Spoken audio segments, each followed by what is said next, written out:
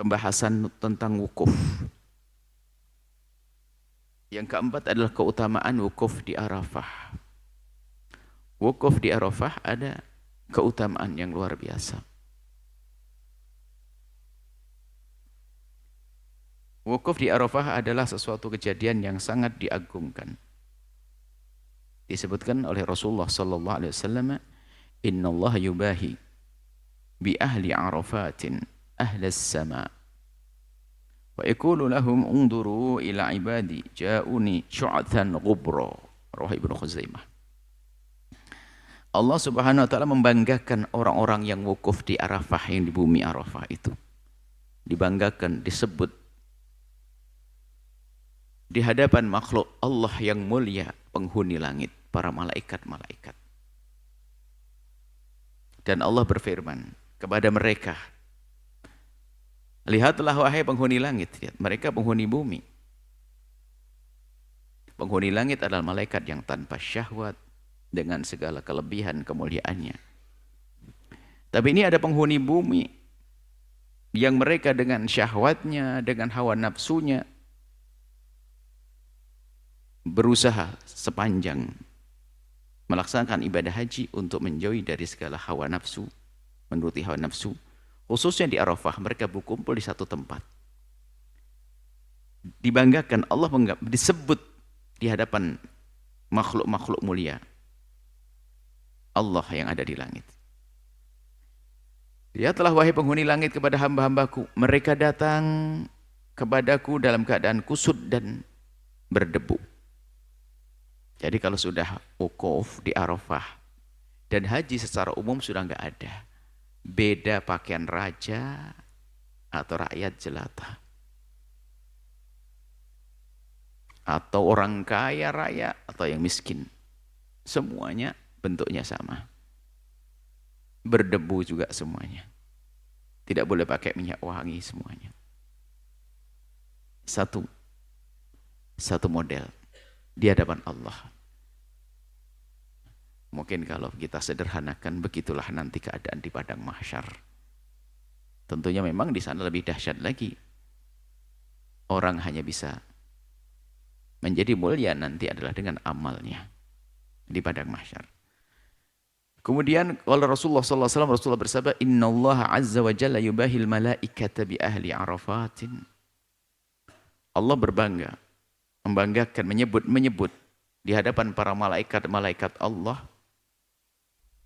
menyebut bi ahli Arafah, ahli Arafah, orang yang wukuf di Arafah. Yaqulu, Allah berfirman, "Unduru ila ibadi syu'than ghubra." Mereka datang, lihat wahai malaikat-malaikatku, lihat ini hamba-hamba istimewaku, datang dalam keadaan kusut, bajunya yaitu itu saja, enggak ganti-ganti, kemudian berdebu. Dan disitulah Allah akan ampuni. Dalam satu kisah juga Sayyidina Umar bin Khattab waktu itu mendapatkan kabar dari Rasulullah bahwasanya Allah akan mengampuni ahli Arafah. Lalu Sayyidina Umar ini bertanya, "Ya Rasulullah, apakah untuk kami saat ini atau untuk orang yang datang setelah kita?" Nabi jawab, "Lakum wa liman jaa'a ba'dakum." Tentunya untuk kalian dan semua orang yang datang setelahmu nanti. Artinya bukan saja yang wukuf bersama Nabi saat itu yang diampuni, akan tapi orang-orang yang datang setelahnya sampai akhir zaman. Kemudian tanda orang ikhlas itu memang selalu merindukan orang lain untuk mendapatkan kebaikan yang serupa. Lalu disambung lagi, "Ya Rasulullah, ini yang di sini dapat pengampunan. Bagaimana yang di rumah? Bagaimana yang di rumah yang nggak bisa wukuf di Arafah hari ini?" Dijawab oleh baginda Nabi tentang shaumu Arafah. Puasa Arafah yukaffiru sanata allati qabla. Puasa Arafah akan menjadi sikap diampuni dosa masa lalunya. Dan 1 tahun setelahnya, Mas, puasa Arafah akan menjadi sebab Allah mengampuni dosa-dosanya. Dan makanya yang tidak wukuf di Arafah, yang tidak melaksanakan ibadah haji, hendaknya jangan ketinggalan untuk melaksanakan puasa Arafah. Adapun yang melaksanakan ibadah haji lagi wukuf di Arafah, justru disunahkan untuk tidak puasa saat itu. Karena saat berjuang yang berat sekali di bawah terik matahari, Apalagi kalau kena wukufnya di musim panas. Musim panas di negeri Arab itu siangnya lebih panjang. Siangnya lebih panjang. Jadi panasnya ya panas beneran. Baik, ini adalah tentang wukuf di Arafah. Semoga Allah mudahkan kita untuk bisa wukuf di Arafah. Ada beberapa permasalahan saat wukuf. Ada beberapa permasalahan yang harus diperhatikan saat wukuf, di antaranya sholat isya saat wukuf, waktu wukuf sempit. Ini ya bisa jadi terjadi karena kemacetan, karena apa dan sebagainya. Pengennya berangkat agak malam, ternyata mundur sampai waktu wukuf hampir habis, hampir menjelang subuh tiba. Bagaimana? Nah, ini adalah bisa saja terjadi karena orang segitu banyak. Dan juga mungkin jadwal, ada orang yang datangnya juga terlambat karena masalah pesawat. Ada orang yang ngepasin dapat giliran pesawatnya pas di hari Arafah, berangkat dari India, dari Indonesia, pesawat terakhir misalnya. Kemudian ngurus-ngurus tas dan sebagainya, terus masuk ke Arafah ini sudah mepet. Sengaja kita hadirkan di sini, biarpun jarang kejadiannya, tapi pasti ada yang seperti ini. Jangan sampai gara-gara mepet, sudah mepet, bayar, nggak dapat haji lagi. Maka apabila ada orang yang terlambat datang ke tempat wukuf, sementara waktu wukuf tinggal beberapa menit saja, sebentar lagi mau subuh, dia ngebut, dia lari kenceng, atau bagaimana, dan dia belum melaksanakan sholat isya, mungkin belum melaksanakan sholat isya, bagaimana? Jika seandainya sholat isya, kalau dia berhenti untuk sholat isya, habislah. Kalau di perjalanan dia mampir dulu untuk sholat isya, habislah waktu wukuf. Dia nggak dapat haji. Dia akan ketinggalan wukuf. Tetapi kalau dia berjalan menuju tempat wukuf, terus jalan, tanpa sholat isya, ia akan dapatkan wukuf. Bahkan mungkin isya sama maghribnya sekali, karena mungkin jamak takhir saking pengennya ngepas-ngepasinnya, tak taunya nggak tahu karena satu hal, nggak bisa melakukan sholat maghrib, nggak bisa melakukan sholat isya. Sampai ngepres waktu yang menjelang wukuf habis, menjelang subuh tiba. Dalam keadaan semacam ini, mohon diperhatikan karena tidak bisa jadi, mohon maaf, ketiduran kayak ketinggalan rombongan, nggak tahu jalannya, bisa jadi begitu. Baru ketemu menjelang subuh, bingung muter-muter. Jumlah manusia yang sangat banyak. Dalam keadaan seperti ini, agar mendapatkan keduanya antara sholat dan wukuf, maka hendaknya ia melakukan sholat dengan berjalan. Seperti sholatnya orang yang dalam peperangan, yang disebut dengan sholat syiddatul khauf. Jadi masalah sholat syiddatul khauf, sholat kan ada di dalam pembahasan. Sholat itu nanti adalah sholat syiddatul khauf, itu adalah sholat di saat kita dalam keadaan perang. Begitu pentingnya namanya sholat, biarpun dalam keadaan perang, tetap dia melakukan sholat. Bahkan kalau perlu dengan berjamaah. Sampai ada sholat. Nabi mengajari sholat berjamaah di saat peperangan. Dibedakan antara waktu musuh di depan atau musuh di belakang, musuh di sebelah sana dan kiri itu. Kalau musuh di depan kiblat, caranya begini, musuh di belakang kiblat, atau musuh di kiri kanan kiblat, atau di saat lagi perang berkecamuk, boleh kita sambil Allahu Akbar, sambil megang pedang begini. Terus sambil berperang, berjalan lari ke sana kemari. Itu namanya syiddatul khauf, dan sholatnya sah. Dan tidak perlu mengulang. Biarpun kelihatannya mengerjakan kerjaan sambil perang, tapi tidak boleh ngomong kecuali permukaan. Misalnya ada awal musuhnya maju, hanya komando gitu toh, nggak boleh sambil ngobrol, nggak sah sholatnya. Kalau sudah pedang tidak perlu digerakkan, nggak usah digerakkan. Tapi kalau harus tebas leher lawan, leher lawan. Nah, sampai begitu. Gambaran sholat syiddatul khauf itu dicontoh, disebutkan itu untuk menyadari bahwa begitu pentingnya sholat, biarpun dalam keadaan perang hendaknya harus melakukan sholat. Na'udzubillah, dalam keadaan aman tidak sholat bagaimana nanti? Kalau aman saja nggak sholat, apakah kebayang waktu perang dia sholat? Jadi ada hikmah di balik itu. Kenapa? Begitu pentingnya sholat berjamaah. Coba yang belajar ilmu fikih paling dasar, kita di kitab Fathul Qorib saja lihat ada tentang bermacam-macam model sholat khauf. Sampai nanti syiddatul khauf. Makanya harus paham pesan di balik kisah itu adalah bukan masalah caranya saja, akan tapi kenapa kok sampai sholat jamaah tetap dilaksanakan dalam keadaan semacam itu. Begitu pentingnya. Masa dalam keadaan aman ada masjid didirikan sholat berjamaah, tidak rindu sholat berjamaah. Makanya belajar fikih itu bukan sekedar dia membaca teksnya, menghafal begitu saja, tidak. Ada makna yang perlu disadari. Nah, termasuk syiddatul khauf ini. Kemudian kita kembangkan lagi, syiddatul khauf ini adalah bukan saja di saat kita di dalam peperangan, tapi dalam keadaan untuk membela jiwa kita, harta kita, kehormatan kita, pokoknya diri kita yang ada hubungan dengan kita. Untuk menjaga itu, boleh kita sholat syiddatul khauf. Termasuk ini menjaga, ini ada, menjaga harta kita. Contoh, kita lagi sholat begini, Allahu Akbar, sholat duhur, tiba-tiba tas kita diambil sama orang, kejar, jangan dibatalin sholatnya. Nah ini biar tahu saja.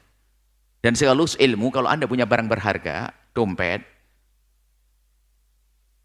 dan yang lain sebagainya, kalau handphone masukkan, simpan. Kalau handphone kelihatan, nyala, nggak khusyuk nanti. Apa, tas, koper yang berharga dan sebagainya, jangan taruh di belakang.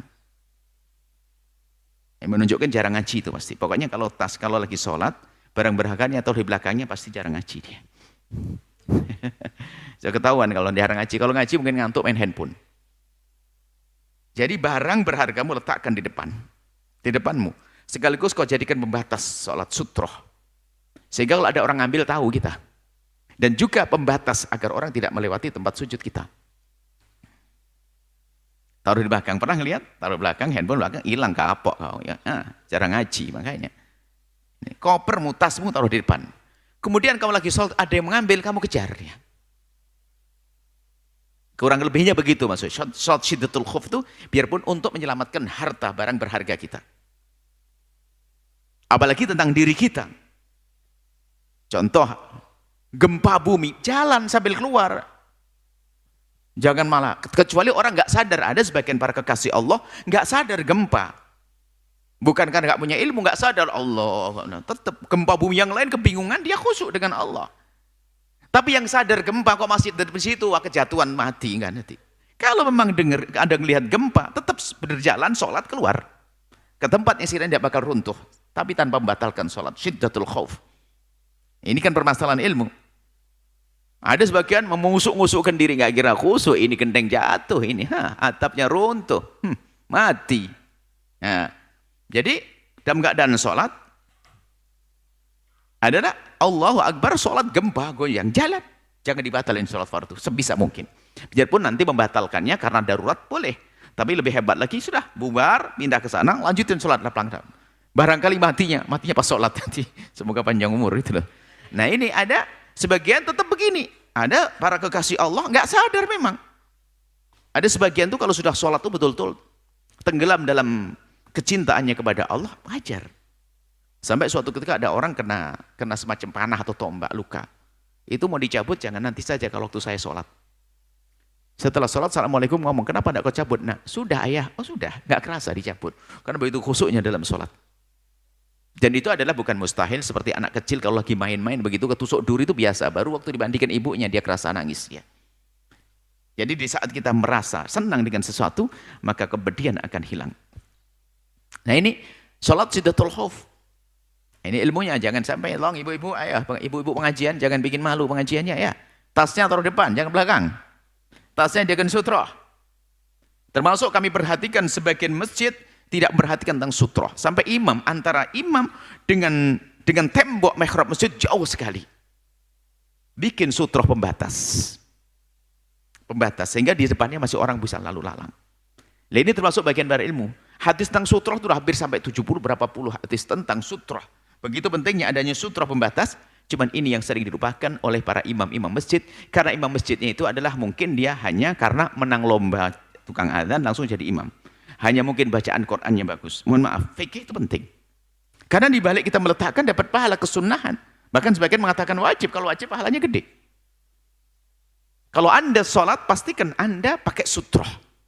Sutroh itu pembatas. Apakah Anda menghadap ke tembok, menghadap ke tiang, atau Anda meninggikan atau bantal yang Anda tumpuk. Biarpun di kamar yang tidak bakal ada orang lalu lalang. Loh, kesunahannya ini loh yang penting. Melakukan kesunahan ditambah kesunahan itu dengan ilmu. Jangan mengatakan, tidak kira ada orang lewat. Bukan masalahnya itu. Masalahnya kita melakukan satu amalan yang diajarkan oleh Nabi SAW. Nah, termasuk di sini kayak sholat syiddatul khaufi di saat dia khawatir kehabisan waktu tawaf, waktu wukuf. Maka dia bisa melakukan sholat. Wah, 5 menit lagi. La ilaha illallah. Ini dekat wukuf Arafah. Ini 3 menit. Allahu Akbar. Kiblatnya ke arah engkau berjalan sampai waktu masuk nginjakkan kaki di wukuf, di mana di Arafah, jeder kaki langsung Allahu Akbar subuh. Hasil dia. Sholatnya dapat. Ini gambaran sengaja kami hadirkan di sini. Biarpun itu langka, itu pasti ada ini. Kan ada orang hilang, ketinggalan. Ini baru ketemu sudah menjelang subuh. Nah ini macam-macam. Kemudian sholat jamak saat wukuf. Waktu wukuf, sholat jamak di saat wukuf. Karena wukuf itu kan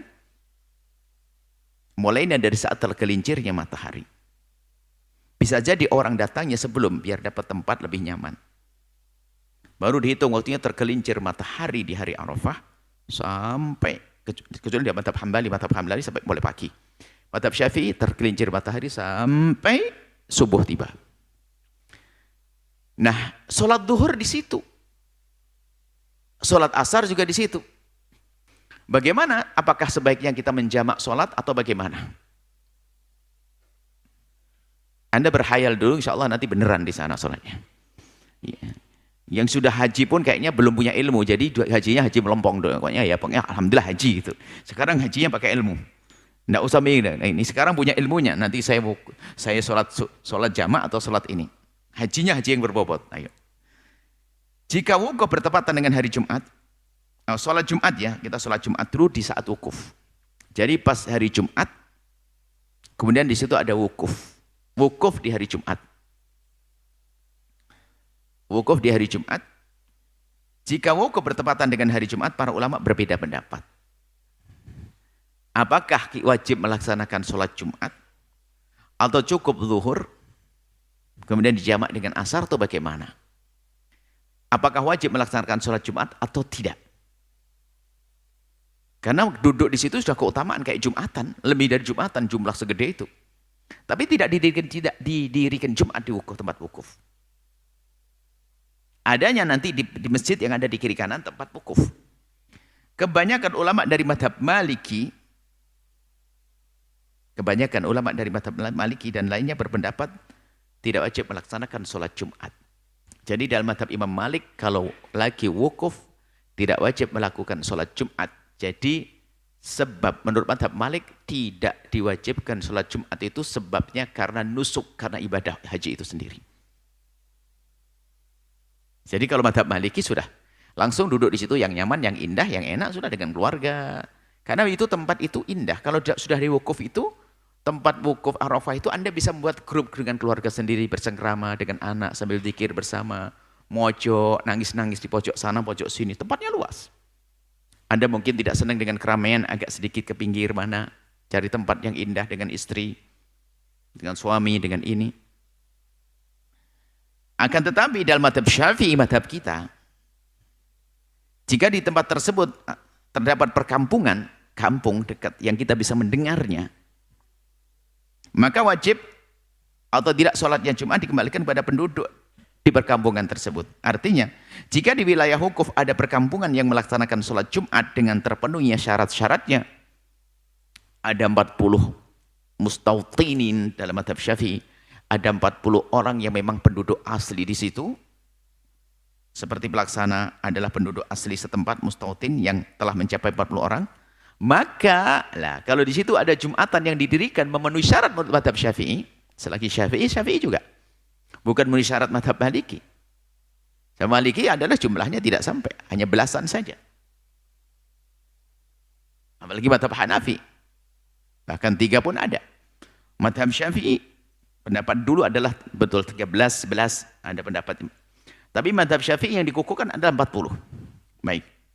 Jika di kampung tersebut ada sholat Jumat yang dilaksanakan dengan memenuhi syarat-syaratnya, 40 mustautinin, 40 penduduk asli, bukan mukim, bukan orang yang pendatang, penduduk asli.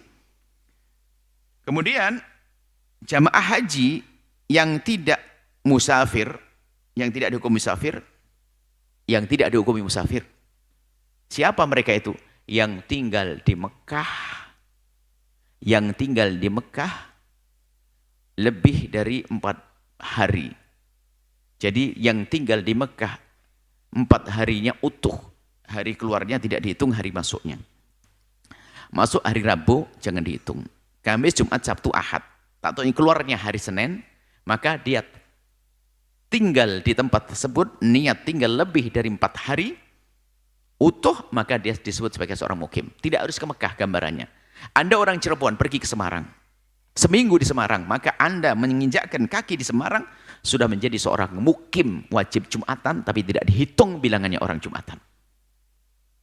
Karena mukim, jadi namanya orang mukim itu adalah orang yang tinggal di sebuah tempat. Sebuah tempat niatnya lebih dari 4 hari. 4 harinya itu utuh.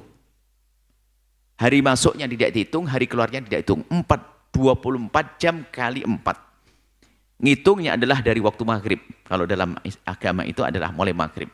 Maghrib, ketemu maghrib, ketemu maghrib, ketemu maghrib 4 kali. Lebih dari itu, maka dia dianggap sebagai seorang mukim. Nah, kalau waktu haji itu, Anda orang mukim, Anda termasuk haji yang lama, di Mekah lebih dari seminggu, maka saat itu, Anda bukanlah seorang musafir.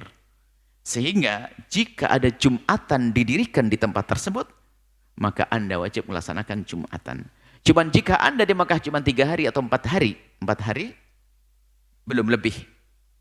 4 hari maka Anda masih disebut sebagai seorang musafir, maka Anda pun di saat ada Jumatan, biarpun ada Jumatan didirikan di situ, Anda tidak wajib Jumatan karena seorang musafir. Bedanya kalau madhab Malik, orang tidak wajib Jumatan di situ karena nusuk, karena ibadah. Kalau madhab Syafi'i, orang boleh meninggalkan Jumat kalau memang dia musafir karena safar, karena bepergian. Ini perbedaan dalam fikihnya. Baik, kemudian sampai di sini saja, kita lanjutkan pada pertemuan yang akan datang insyaallah. Ini catatan ya, para ulama telah berbeda pendapat dalam masalah sholat Jumat saat wukuf bagi orang yang tidak musafir.